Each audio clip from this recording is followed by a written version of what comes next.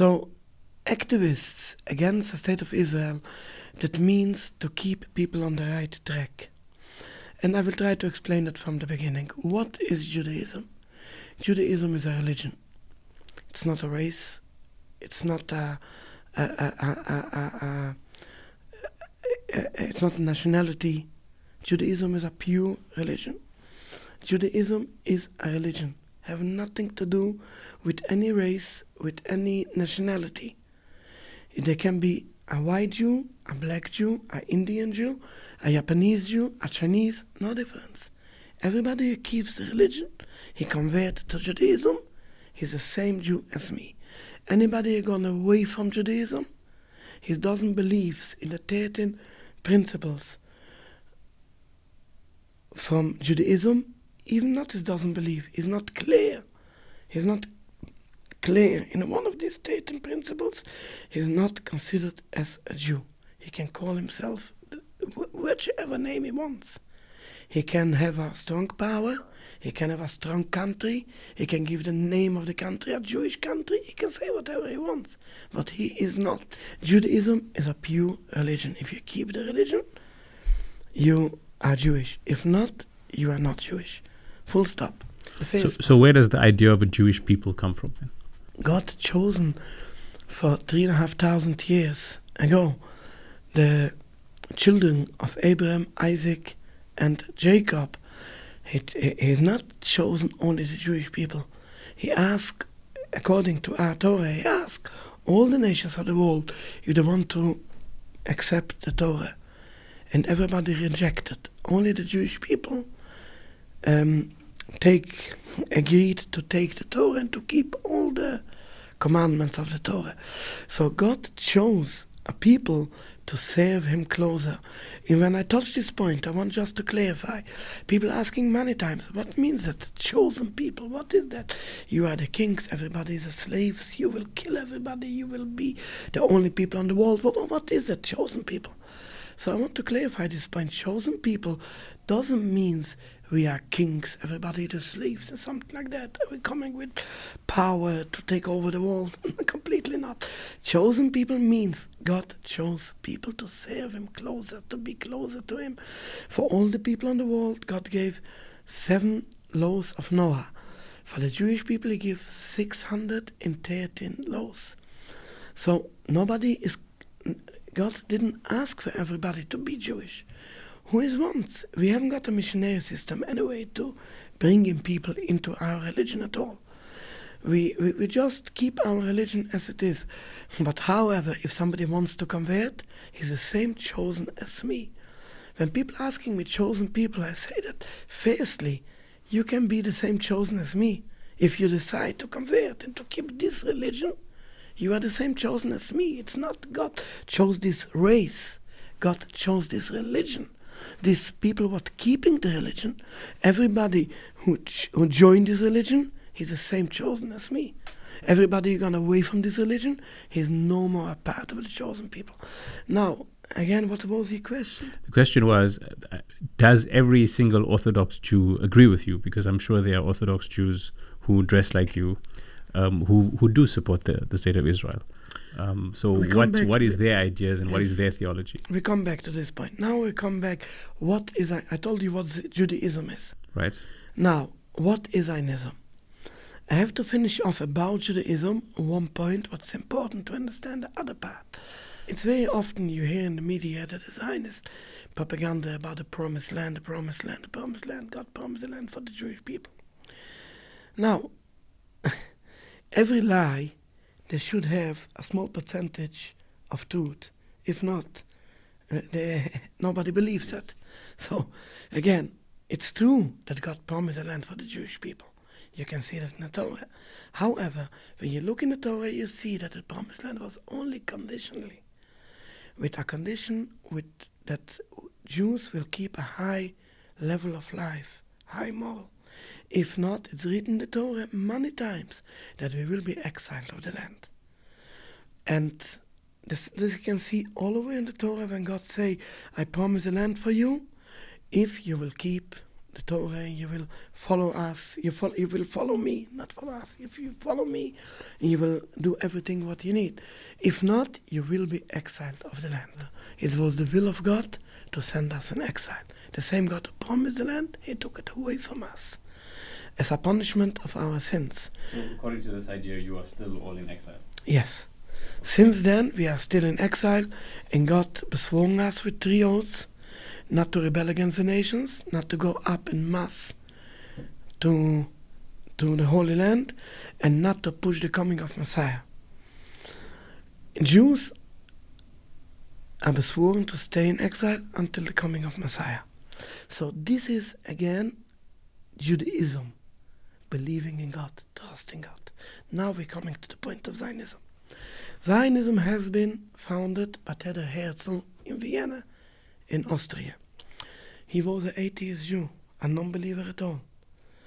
And he had a completely different look on Jewish people. He don't believe in God, he don't believe in the Torah, and of course he don't believe in the exile. He just, look what's going on here. Jewish people are in exile. We have to organize ourselves. What should the English people do when they are in exile? They have to organize themselves, building a country, find a place where to build a country, a strong country, an army, and so on. That is the look of an atheist Jew, somebody who's a non-believer.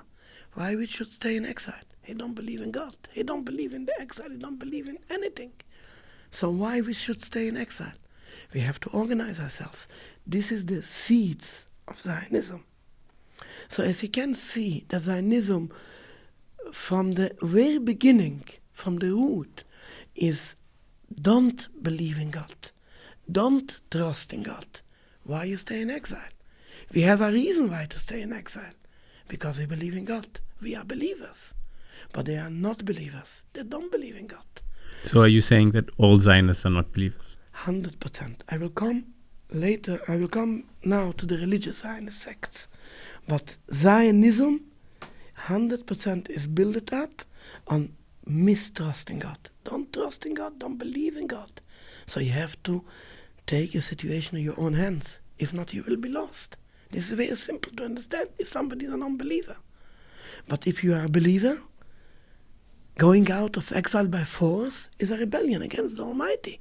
God send you in exile. Stay in exile. Wait for the coming of Messiah. Yes, if you have a child, he's bad, and you told him, look, I punish you, stay in the corner for 10 minutes. He coming out. What means that? Rebellion. Couldn't care less about you, about your punishment. I do whatever I want. Yes, this is exactly what Zionism is. God send us in exile. They say, no, we don't want to stay in exile. We're going out by force. Okay, so just to be clear, are you saying that every Jewish person who is a Zionist is a non-believer? I don't speak firstly about people. I'm speaking now about the idea of Zionism. Okay. So you're not saying that Jews who are Zionists are non-believers? I will come back to that. I mean, as you can understand, by Muslims, yes, if there is some movement what is not correct with Islam, or even it is strongly opposing Islam, yes, but people, for some reasons, they get confused, and or for some reasons, for money or something like that, they cooperate with them or something like that. You can't consider that all these people are anti-Muslims. Yes, they are not in the right way. Yes, however, but there could be some times, yes, that if these people, you live in someone's country, yes, you can't be too much against the country. Yes, in some ways you are pressurized to cooperate with these traitors of your religion, but you haven't got a way out. Yes, so you can't say all these people are really traitors of the Jewish belief. I will come back to this point later. Let's first explain exactly what is Zionism. And Zionism is built up from the root against Judaism.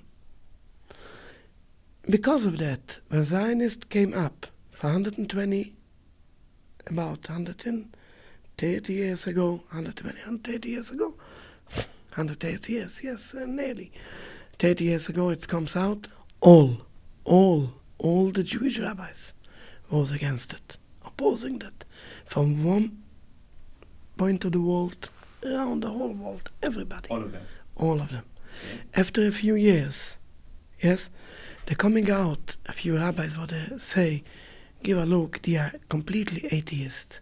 We will go to mix up together with them a bit religious, so maybe some of them will come more closer to the religion.